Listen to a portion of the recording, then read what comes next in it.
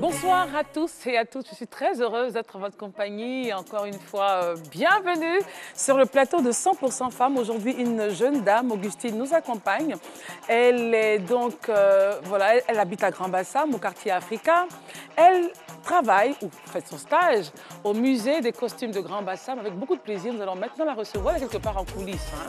Voilà. Augustine, allez, viens. Oh là là, la tenue est belle, colorée comme il faut. Ça va, ma chérie? Assieds-toi. Okay. On va démarrer notre émission avec un petit questionnaire. Quel est ton plus beau jour dans la semaine? Le jeudi. Le jeudi, ta plus grande joie? La réussite à mon BTS. Ok, d'accord. Et ta plus grande qualité, qu'est-ce que les gens aiment chez toi? La franchise, l'honnêteté. Et qu'est-ce qu'ils ne supportent pas? La discrétion. La discrétion. Ils disent que tu es trop effacée. Oui, c'est ça. Tu ne fais pas trop voir. C'est ça. Qu'est-ce que tu aimes chez les gens? La franchise, surtout. Ok. Et ce que tu ne supportes pas chez les autres? Le mensonge. Le mensonge, d'accord. Quel est ton plat préféré? Le foutou à la sauce graine. Comme toute bonne Ivoirienne. Foutou, sauce graine. Et est-ce qu'il y a un métier que tu as toujours voulu faire quand tu étais petite? Oui. C'est quoi? Étant petite, j'ai voulu être comptable. Est-ce qu'il y a un pays qui te passionne, qui te plaît à part la Côte d'Ivoire? Oui, oui, oui. Le Canada. Ah, les femmes et le Canada. D'accord, le Canada. Et ton artiste préféré? Baby Philippe. Baby Philippe. Et pour te détendre, qu'est-ce que tu fais? La cuisine. Alors, le jeudi, donc, le jour préféré de notre invitée. Sa plus grande joie, la réussite au BTS. Ce que les gens aiment chez elle, c'est sa franchise. Elle est honnête. Ceux qui ne supportent pas, ils disent qu'elle est trop discrète, enfin bon, trop effacée, voilà, elle ne se fait pas trop voir et tout. Ce qu'elle n'aime pas chez les gens, c'est ce qu'elle aime chez les gens, c'est plutôt la franchise. Elle ne supporte pas le mensonge. Le plat préféré, le foutou à la sauce graine. Elle a toujours rêvé d'être comptable un peu plus petite, mais au CM2, ben, sa vie a basculé dans le bon sens. Hein. Et le pays de rêve, le Canada, l'artiste préféré, Baby Philippe, donc coupé décalé. Et pour se détendre, très particulière, elle fait la cuisine des propres créations à elle. Ne soyez pas étonnés si elle a un restaurant demain. Viens, Augustine. Allez, assieds-toi là. Tu veux boire quelque chose? On te sert à boire, c'est bon, t'es sûr? Hein? Tu n'as pas de petits biscuits non plus? Tu régis. C'est vrai que je n'ai pas les entrées, mais bon, sois à l'aise, d'accord? Prochainement. Bonsoir à vous et merci de votre fidélité à ce programme. Nous avons le privilège et l'honneur de recevoir Augustine, une grande dame, mais pour l'instant elle est en stage au musée des costumes de Grand-Bassam. Et puis, voilà, on parlera de ses rêves, ses aspirations, ça se passe comment le stage, les parents, la famille, le mari. C'est ça. Alors, voilà un peu le contenu de cette émission. On ne sera pas seul. Raïssa Zoré nous rejoindra. Elle va nous parler de cette tendance qui a été lancée par Kim Kardashian, cette grande fashionista. Le short cycliste, Raïssa, qui est la mieux équipée pour vous en parler. Bonsoir. Elle, salut chérie. Toi et l'invité, vous êtes dans des couleurs intéressantes là. Oui. C'est magnifique ce que tu portes, chérie. Merci. Trop jolie. Merci. Toutes les deux. Merci. Vous êtes magnifiques. Merci. Alors, Augustine, tu as fait un BTS en gestion commerciale. Oui. Depuis 2017, tu as fini les cours. 5 frères et 7 sœurs. En tout, vous êtes 13. Oui. D'accord. Et tu vis avec qui? Ma mère. Ta mère? Oui. Tu es mariée? Non, je suis mariée. Fiancée? Non, fiancée. Oui, je suis fiancée. Et est-ce qu'il y a des moments difficiles dans ta vie? Oui, oui. Oui, le décès de mon père. C'était en quelle année? En 2006. En 2006. Mais comment tu as surmonté ça? Au départ, c'était difficile, mais avec le temps, je me suis remis. Il faut bien avancer en se disant, il faut que je réussisse pour l'honorer. C'est ça. On va faire une petite pause et laisser la place à Raïssa Zoré, notre chroniqueuse mode et beauté, qui nous parle aujourd'hui du short cycliste, lancé par qui? Exactement, Kim Kardashian. Par la fashionista éternelle Kim Kardashian. Alors, Raïssa, de quoi il s'agit? En fait, il s'agit du short cycliste. Donc, c'est une mode qui a été lancée par Kim Kardashian. Chaque année, on voit la mode avec son lot de tendances habituelles. Mais C'est aussi un short qu'on appelle cuissarde. C'est juste, voilà, un short. Comme la matière, comme les cyclistes en fait. Ok, Comment on les appelle déjà voilà. Mais ça existait avant? Oui, qu'est-ce qu'elle a fait? Je pense que c'est la tenue de ceux qui... Pour le cyclisme? Oui, le cyclisme en fait. Voilà, exactement. Merci pour le Donc elle a relancé. Bon, enfin, je veux dire. Bon, fashion avec des couleurs assez flashy. En fait, là, on peut l'utiliser maintenant des couleurs disco. hors sport. Oui, hors sport, voilà. Ok. Donc c'est cette tenue, elle a porté une doudoune avec la couleur assez électrique. C'est un bleu électrique. Bon, avec les cheveux roses. Qui est une nouvelle tendance aussi également. Kim, hein? Oui, c'est Kim. Là, en ce moment, elle a porté une jaquette en jean. Elle a mis le cycliste dans couleur bleu ciel, des cheveux bleus, vert ou bleu, je ne sais pas, avec des bottines. Voilà. C'est vraiment avec un top bandeau. Et en ce moment, ça fait rage, c'est la mode. Sur Internet, c'est la mode. Partout où tu passes, quand tu tapes shorts, tu vois toutes les stars là, toutes les jeunes filles qui s'y mettent. Bon, en même temps, la mode, c'est chacun qui fait sa mode. Exactement. Moi, c'est une mode que je ne mettrais pas pour sortir, plutôt peut-être pour faire du sport. Voilà, parce que ça reste toujours dans le cadre. Voilà, exactement, pour le sport. Donc, je me dis, mesdames, c'est à vous de choisir. On ne vous impose pas forcément une mode. C'est clair. Voilà, on vous présente. On vous présente en fait ce qui est tendance. Et puis chacune, selon sa morphologie surtout. Merci, parce que Kim, elle est, voilà. Elle n'est pas très... Elle est enrobée, on va dire. Elle est très enrobée. Très enrobée, elle a des formes. Là où il faut. Voilà. Donc, dans le cycliste... Évidemment, c'est très plaisant. C'est très beau, c'est très plaisant, oui. Voilà, donc, est-ce qu'elle pourrait atterrir... Bon, en même temps, c'est Kim, elle pourrait atterrir avec ça dans une soirée et tout? Non, elle ne ferait pas ça, non. Oui. C'est pour sortir, pour un look de jour, ou en boîte de nuit, pourquoi pas. Voilà. Parce que là, la photo où on l'a vue, elle avait un cycliste... un bandeau et puis une jaquette en jean, des bottines pour qu'elle venait de soirée en fait. Donc ça c'est pour ce genre de choses. Il ne faudrait pas qu'on retrouve des gens, des filles habillées dans les rues d'Abidjan comme ça va pas être très plaisant. Augustine, ton avis sur cette mode de Kim Kardashian? Je pense que cette mode, bon...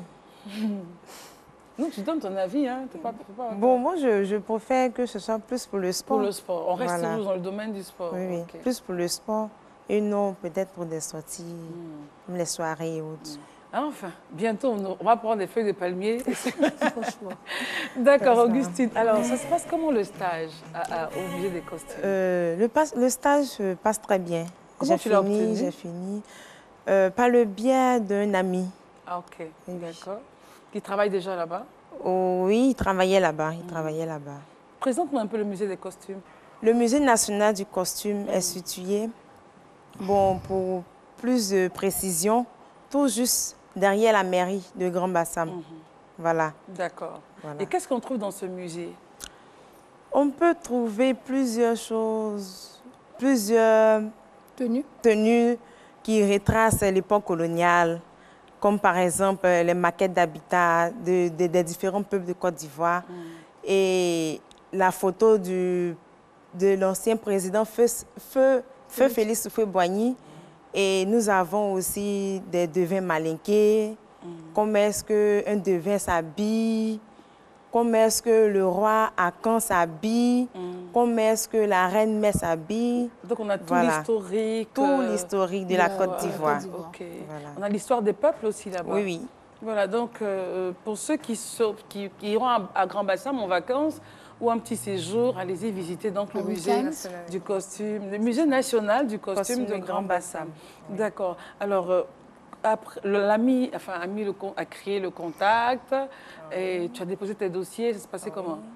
J'ai fait un dépôt physique de dossier. J'ai été retenue. Et après être retenue, j'ai fait un entretien. Et qu'est-ce qu'on t'a posé comme question à l'entretien? Ils m'ont demandé si j'avais déjà effectué un stage auparavant dans une autre structure, bien sûr. Et après, ils m'ont décrit un peu comment est-ce que le stage se passera. Voilà. Et comment ça s'est passé? Ça s'est passé très bien. Parce que tu as un BTS en gestion commerciale. Voilà, qui est très loin de la culture. C'est ça. Mais en tant que stagiaire au musée, après l'entretien, on t'a présenté les tâches de façon concrète. Qu'est-ce que tu as fait comme activité là-bas, comme travail? Les lundis, le musée est fermé. Okay. Ce qui veut dire que le lundi, on faisait un nettoyage à sec, un nettoyage général. On nettoyait un peu le musée, on levait un peu la poussière et autres. Et les autres jours, on recevait parfois quelques visites là. Et on nous amenait à faire des séances de guidage. Voilà. Pour les touristes comment est-ce qu'il faut communiquer à travers les expositions. Voilà. Comment présenter les œuvres et tout. C'est ça. OK. Et il y en a pas mal qui arrivent? Oui, oui. Par semaine, combien de groupes comme ça peuvent visiter? Il y a des touristes, hein, des nationaux. Des Ivoiriens? Voilà. Il y a des non-Ivoiriens également. C'est ça. C'est gratuit ou c'est payant? C'est payant. Combien? Les nationaux, c'est 1000 francs. Et les non-nationaux, 500 francs. OK, d'accord. Pour la visite. Pas personne, bien sûr. C'est comme ça. Pourquoi? Allez-y, visitez. Et là aussi, il y a un permis d'exportation. C'est-à-dire? C'est-à-dire, tout juste à côté du musée, dans la même cour, oui. Il y a un marché artisanal où on vend des différents objets. Les objets d'art. Voilà. Et pour pouvoir importer, pour pouvoir exporter les œuvres, disons une œuvre, par exemple, les non-nationaux, ils ont droit à payer un montant. D'accord. Voilà. Okay. Avant de voyager avec. Oui, avant de voyager. Parce que, arrivé à l'aéroport, on pose des questions, évidemment. Oui, on pose des questions. Oui. Donc, à travers le permis d'exportation, parce qu'une fois qu'il finit de payer l'objet, on lui délivre le permis d'exportation. Là, arrivé à l'aéroport, il peut se défendre. Voilà, il pourra se défendre. Alors, je ne sais pas si c'est une légende, mais il y a bon, ça, vraiment, je tire ça de l'école de tourisme que j'ai eu à faire. On se dit, oui, il y a des œuvres qui sont retrouvées, par exemple, dans des musées qui n'avaient pas suivi le circuit de désenvoûtement. Oui, de désenvoûtement, parce qu'avant d'arriver au musée, il faut que l'œuvre soit vide. C'est ça. Donc, quand je dis vide, aucun esprit qui habiterait l'œuvre. Donc, quand ce n'est pas bien fait, si vous arrivez dans un musée, vous contrôlez dans un musée africain, on entend des choses, les masques pleurer. Et ça, on a eu, je ne sais pas si tu as entendu ça déjà. On entend les masques pleurer, on entend des choses la nuit et tout. C'est ça, non, mais ce n'est pas le cas. C'est comme si le musée reprenait une vie, comme ça. Oui, c'est vrai. Ce n'est pas le cas. Mais est-ce que tu as entendu déjà ça? Est-ce que tu as entendu parler de ce dont je parle? Oui, quelques fois, mais... Mais ça se passe comment là-bas? Bon, là-bas, il faut dire que... le musée, il y a, quand vous entrez à l'entrée principale, il y a une déesse de la fécondité qu'on appelle Motabla. OK. Et il y a un grand chasseur aussi. Qui est à côté. Qui est à côté. Qu'on appelle comment? Mais si tu as dit le nom de l'autre, dis le nom de l'autre. OK, allons-y. Voilà. Motabla, elle, avant, nos parents, ils ne connaissaient pas ce qu'on appelle la religion. Donc, ils adoraient un peu les fétiches et autres. Et une femme, pour qu'elle puisse... divinité africaine. Oui, c'est ça. Pour qu'elle puisse enfanter, elle représentait la statue, là, en fait. Voilà, en miniature. Et elle le cachait sans que son mari le voie. Sans que le mari le voie, elle adorait jusqu'à ce qu'elle puisse enfanter. Quand elle parle comme ça, je me replonge, j'essaie d'imaginer un peu comment ils vivaient auparavant. Oui, exactement. Oui, c'est ça. Exactement. Ça. Et puis le site même, c'est l'ancien palais. C'est ça. Donc, il y a forcément toute une vie là-bas. Voilà, tu es entouré de souvenirs, tu es entouré de pas mal de choses. C'est ça. Et ça te plaît? Oui. D'accord. Donc tous les jours, tu apprends de nouvelles choses sur la culture. Et toi, ton souhait, c'est de voir quoi? Pour finir ce chapitre-là, quel est ton rêve pour ce musée-là? Mon rêve, tu t'as fait découvrir peut-être pas mal de choses en toi-même. Oui, oui. Mon rêve, c'est de plus mobiliser les jeunes Ivoiriens, pas seulement les jeunes Ivoiriens. Les Ivoiriens payent 1000 francs, hein? Oui, oui. Et puis non, 500 francs. 500 francs? Oui, oui. Et les nationaux? Non. Tu as dit tout à l'heure que les Ivoiriens payaient 1000 francs? Non. Parce que peut-être vous n'avez pas bien entendu. OK, d'accord. Sinon, les Européens, là, c'est eux qui payent les 1000 francs. Ah, donc tu t'es trompé alors? Ah, c'est que c'est une erreur. Tu t'es trompé, voilà. On n'allait pas parler anglais là-bas. Alors, moi, ce que je note, c'est que le prix pour les Ivoiriens est très dérisoire. 500 francs. C'est quand même une institution de la République. C'est très dérisoire, mais les Ivoiriens ne viennent pas. Oui. Appel à lancer avant d'avancer. Aux jeunes? Aux jeunes, OK. Je veux dire à tous les jeunes Ivoiriens de s'intéresser à la culture. C'est très important. Parce que même quand on va à l'étranger, on nous demande où est-ce qu'on vient. Le nom de notre propre village, on ne connaît pas. On dit Didier Drogba. Oui, Alpha Blondy. On ne connaît pas. Alpha Blondy. Donc, ah oui, Côte d'Ivoire, ok. Vas-y. Donc, je dis l'appel que je lance aux jeunes, c'est de se concentrer, de s'intéresser plus à leur propre culture. Parce que la culture, c'est ce qui reste quand on a tout perdu. C'est clair. Toi, tu parles ta langue, non? Oui, je parle ma langue. C'est très bien. Alors, c'est quoi ton plan de carrière? Tu veux rester au musée ou bien Non. tu te dis, bon, de toute façon, j'aime la culture, mais je vais revenir à la gestion commerciale. Ou c'est fini, toi et la gestion commerciale? Non, c'est pas fini. Parce que j'ai choisi, comme je l'ai dit au départ, je voulais devenir comptable. Mais arrivé au CM2, mon idée a changé. Parce que je me suis intéressée, j'ai vu qu'il y avait quelque chose de précieux en moi, le commerce. Voilà, comment est-ce qu'il faut parler à un client, comment est-ce qu'il faut le convaincre. Avant que je ne fasse la gestion commerciale, je m'intéressais déjà à la chose. Tu as senti que c'était en toi? Oui, j'ai fait un BT en comptabilité commerce. Voilà, qui a duré 3 ans. Après 3 ans, j'ai obtenu mon BT en comptabilité commerce. Et c'est après ça que j'ai été orientée dans la même école en gestion commerciale. OK. Voilà. Donc, tu es un peu dans ton monde, en fait. Oui, c'est ça. Voilà. Et puis, la culture est arrivée, tu as découvert quelque chose. Mais en même temps, aujourd'hui, la culture, c'est une science. Hein? Donc, en avançant, tu vas forcément découvrir comment combiner les deux. C'est ça. D'accord. Parlons un peu de la famille. Alors, vous êtes 13. Oui. Comment ça se passe? Toi, tu es la quatrième? Je suis la dernière. De 13? Oui. Je suis la dernière. Waouh! Et ça se passe comment? Tu es le chouchou? Comment ça se passe? Oui, on peut dire ça, je suis le chouchou. Je suis le chouchou de la famille. Et avec tes grands frères, ça se passe comment? Oui, ça se passe bien. Combien, je dirais plus de garçons, combien d'hommes? Bon, il y a 5 garçons. 5 garçons. Oui, mais malheureusement, il y a un qui a perdu la vie. Wow. Oh là là. D'accord. Et les autres, les filles, elles sont toutes mariées? Elles sont mariées. Et les hommes aussi? Oui, ils sont mariés. Et comment tu gères tout ce monde-là que tu regardes de haut? Bon, ils sont un modèle pour moi. Okay. J'essaie de faire comme eux. Voilà. Ils sont fiers de toi? Oui, très fiers. Ils ont approuvé. Est-ce que ce sont des aînés qui sont très interventionnistes? Ça veut dire que, Augustine, tu es où? Augustine, pourquoi c'est au musée que tu veux travailler? Augustine, lui là, c'est qui? Comment ça se passe? Non, en fait... Ou ils te laissent faire tes choix? Oui, c'est ça. Le choix me revenait toujours. OK. Il me disait toujours, cherche une structure, trouve-toi une structure où tu te sentiras plus à l'aise. Voilà. Une structure où tu te sentiras plus à l'aise. Et voilà. Et là, tu vis à la maison avec qui? Puisque... Ma mère et mes neveux. Ah, d'accord, OK. Waouh, et ils sont combien les neveux? Bon, je ne peux pas les compter parce qu'il y a d'autres qui sont là en vacances, il y a d'autres qui sont là pour les études. D'accord, OK.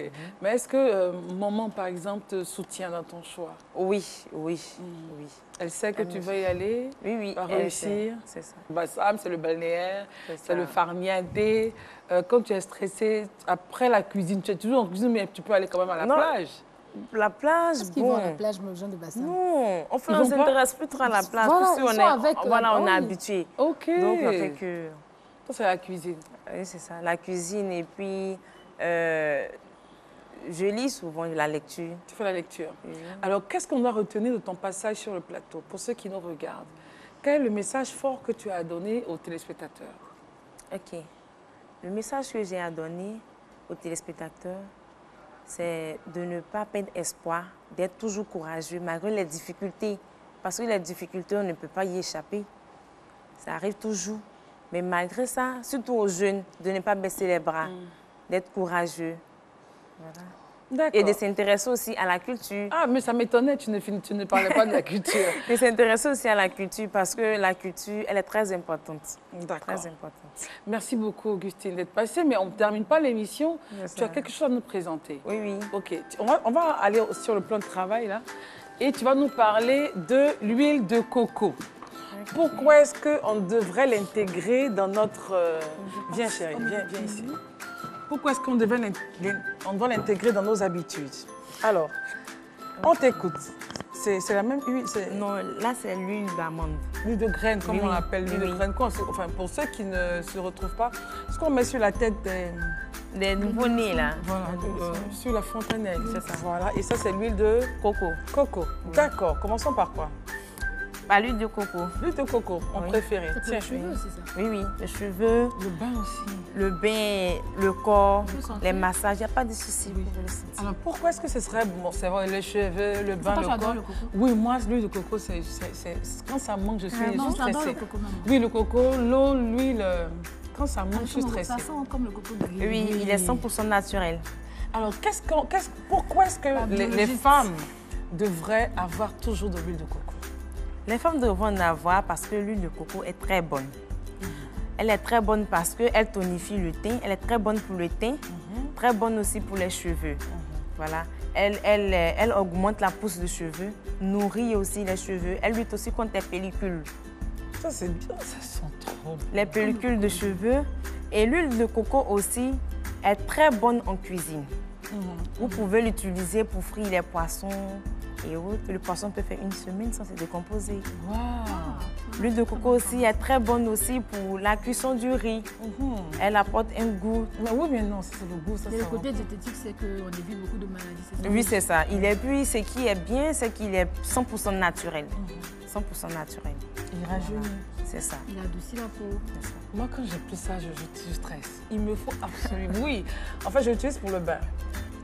Oui, c'est très... Tu nous donnes ton astuce. Oh, c'est trop bon, ça rajeunit, ça te donne... Et l'odeur, Voilà, et l'huile de graine. Ok. C'est très bon. Moi, j'ai une bouteille là, plein. Oui, vas-y, explique. C'est salissant, ça. Oh, Raïssa. Vas-y, chérie. Ok. L'huile de graine aussi, comme il a à peu près les mêmes caractéristiques que l'huile de coco. C'est pas sauce graine. Vas-y, chérie. Elle a à peu près les mêmes caractéristiques que l'huile de coco.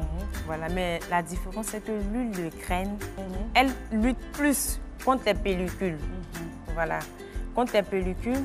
Et très bon aussi pour les nourrissons, pour la naissance. Pour la fontanelle. Bien sûr, oui, pour la fontanelle. Mais à part la fontanelle, on dit même que c'est bon pour la tête. Oui. Et en plus de ça, elle cicatrise les plaies. Ah, d'accord. Ok. Elle cicatrise les plaies et quelqu'un qui a des douleurs au niveau de l'oreille, on peut un peu l'imbiber dans du coton et puis mettre à l'oreille. En moins de 5 à 10 minutes, la douleur est partie. La douleur est partie. Et puis, elle est très bonne aussi lorsqu'on la mélange avec la pommade pour le corps. Elle est très bonne à cause de l'odeur. Beaucoup ne supportent pas l'odeur. Justement, à cause de l'odeur. Donc, elle mélange avec les crèmes pour pouvoir... Et qu'est-ce que ça fait à la peau? Elle apporte un teint très éclatant. Surtout, elle est très bonne pour les femmes qui viennent d'accoucher. Oui, exactement. Oui. Très bonne pour les femmes qui viennent. Je peux témoigner de ça. Pour les femmes qui viennent d'accoucher. Bon. Voilà. Donc, en fait, Augustine nous conseille de revenir aux huiles naturelles. C'est ça. Voilà. Et je t'assure, Raïssa, comment j'ai pas ces huiles à la maison, je suis stressée. Surtout le coco, c'est vraiment... Moi, je préfère... Que ce soit l'eau de coco, que ce soit la chair de coco, que ce soit l'huile pour le bain, pour les cheveux, vraiment. Et ça vous rajeunit, ça vous... Qu'est-ce qu'elle utilise elle-même? C'est ce que j'utilise, l'huile de coco. J'ai les cheveux naturels. Comment ces cheveux? J'ai les cheveux naturels. Attends, ça c'est sur tes cheveux? Non, ce n'est pas mes cheveux, mais c'est tressé. Mais regarde la devanture. Mais si on doit monter, chacun doit monter ses cheveux là. Non, je veux dire que pour les femmes qui n'ont plus de... Voilà, de devanture. Oui, j'ai oublié ce détail. J'ai oublié ce détail. Oublié ça, ma chérie. J'ai oublié ce détail, en fait. Rapidement, on va terminer. C'est le coco? Les deux. Les deux. Les deux. D'accord. Les deux. Elle met ça devant. Voilà, justement. Ou avant de se tresser, elle peut mettre juste un peu au massage. Mais on ne peut pas pouvoir favoriser la pousse de la devanture des cheveux, puis c'est tressé encore. Bon, on fait le débat off. Bon, en tout cas, avec Augustine, on a appris pas mal de choses sur ces huiles naturelles-là qu'on vous conseille. C'est très important. Avec le temps, les femmes changent. Il y a la grossesse, il y a l'enfantement, il y a les enfants. Nos mamans faisaient 10 enfants, 12 enfants. Aujourd'hui, nous, on ne peut pas faire ça. Donc, quand tu as 4 ou 5 ou 6 ou 7 ou 8 là, tu peux toujours redevenir celle que tu as été, mais c'est des petits secrets, des petites stratégies. Femmes de Côte d'Ivoire, nous vous invitons donc ce soir à envahir les marchés à la recherche de l'huile de coco et puis de l'huile de grain. Il y a tellement d'autres huiles qu'on pourrait vous conseiller, mais l'huile de coco, faites le bain avec, vous allez m'en dire des nouvelles. Voilà. Alors, merci beaucoup, Augustine, d'être passée. On salue avec Raïssa toutes les femmes de Grand Bassam et celles qui nous regardent de Côte d'Ivoire, enfin des autres villes de Côte d'Ivoire et d'ailleurs.